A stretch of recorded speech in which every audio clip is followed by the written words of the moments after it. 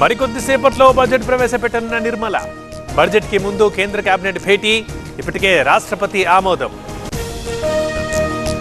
దేశహితం, ప్రజా సంక్షేమం కోసమే ఈ బడ్జెట్. అభివృద్ధి, సంక్షేమ పథకాలతో కోత పెట్టలేదు. యావత్ దేశానికి న్యాయం జరుగుతుందన్న కిషన్ రెడ్డి. బడ్జెట్లో తెలంగాణకు కేటాయింపులు పెరగాలి. ప్రతిసారి ఎన్నికల బడ్జెట్ గానే ఉంటుంది.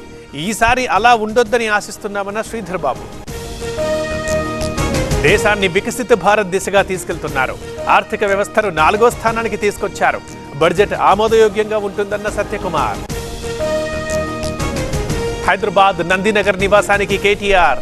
నందినగర్లో పోలీసుల ఆంక్షలు, రోడ్ క్లోజ్ చేసి బ్యారికేడ్ల ఏర్పాటు. ఆధారాలు ఉన్నప్పుడే విచారణకు పిలుస్తారు. కేసీఆర్ కుటుంబంపై చాలా ఆరోపణలున్నాయి.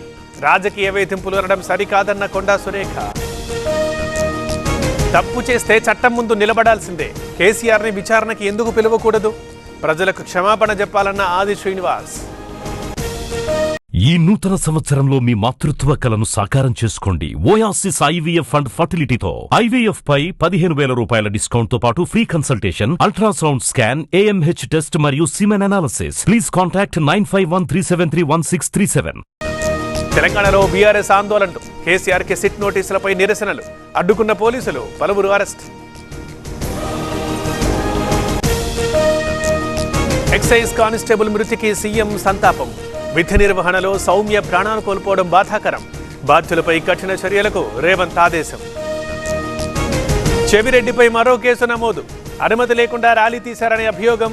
భాస్కర్ రెడ్డి, మోహిత్ సహా 41 మందిపై కేసు. గుంటూరు నల్లపాడు పిఎస్లో అంబటి. చంద్రబాబుపై అనుచిత వ్యాఖ్యల కేసులో అరెస్ట్. రాంబాబుపై 2 కేసులు నమోదు. తీవ్ర ఉద్రిక్తతల మధ్య అంబటి అరెస్ట్. మధ్యాహ్నం జడ్జి ఎదుట ప్రవేశపెట్టే అవకాశం. నల్లపాడు పిఎస్ దగ్గర భారీ బందోబస్తు. మంత్రిగా పనిచేసిన వ్యక్తి అలా మాట్లాడొచ్చా? ప్రతిపక్ష నేతలు దిగజారి వ్యవహరిస్తున్నారు. ఫేమ్ కావాలనే గొడవ చేశారన్న ఎంపీ లావు. సీఎంపై అంబటి వ్యాఖ్యల్ని ఖండిస్తున్నాం.